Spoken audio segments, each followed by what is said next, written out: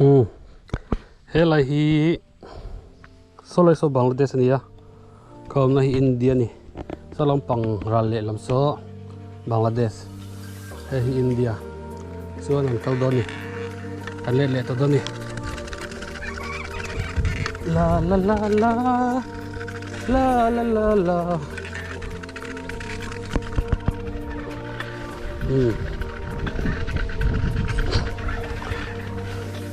Ha ha ha ha.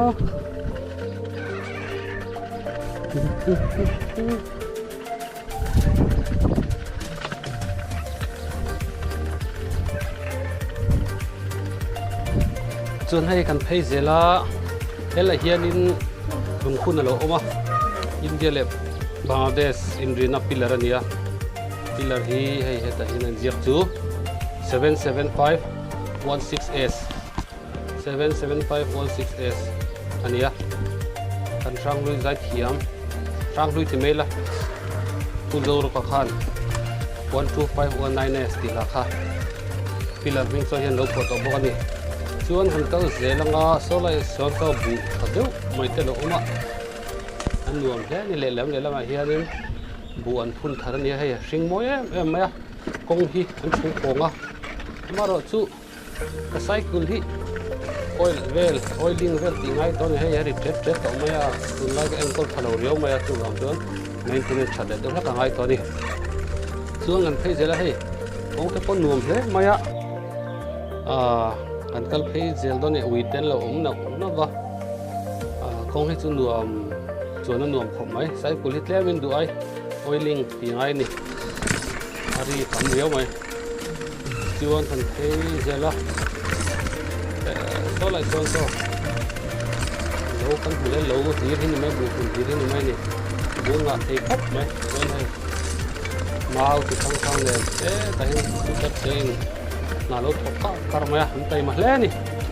en kan tak ta kan ni chuan hai kong hi ya zin boka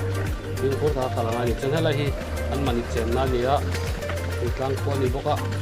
bong te ne an chenga hai bong hi tang kai em ma ai ke le tha tan ma chuan alien a pa hei zo art pon on veni hi chuanin a pa te bong pa te hem chau thina ni le len na hai ke ten oma ke hi tun lai hian ke dia zo sarila ni hena ma chu kai khom mai chuan hei hi ju thu a friend lak to na fi to ni a kyang kha pala te mo thre kun kan mo rin se le la mai nei pala mo ti kan tu na in hong nan chen hong a hon hong nan du hong a chu hi an ching veka chuan an hi to na hi khami a ti la kha a ku a ti me ku la kha pala ten hong ti ni an in vel hi hele tu sanga lo man don ni kha le no pinga le kha zar don ni chuan a hun hi an na la azim em boka tin ko ta ka la ni la la la la mà sẽ luồn thế thì kèn tầm cốc mấy hay anh em vui lắm cả như anh hùng rất lắm in thì tìm cái privacy thì ngay coi món này